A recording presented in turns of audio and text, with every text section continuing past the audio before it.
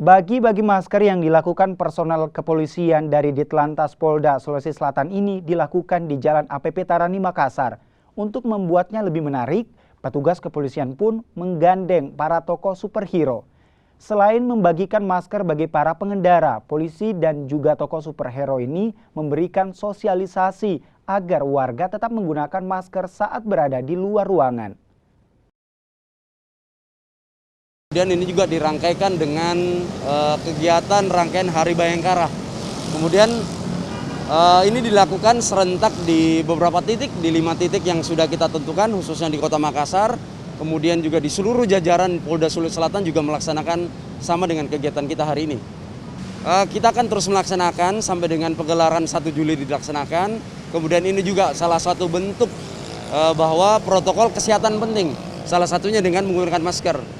Juga sebagai himbauan kepada masyarakat dan khususnya internal kami untuk selalu menggunakan masker dengan bentuk himbauan seperti ini.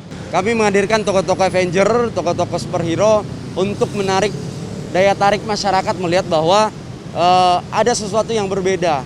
Namun kemasannya saja, tetapi inti kegiatan ini adalah untuk mengingatkan masyarakat bahwa COVID itu ada dan kita harus sering-sering menggunakan masker. Seperti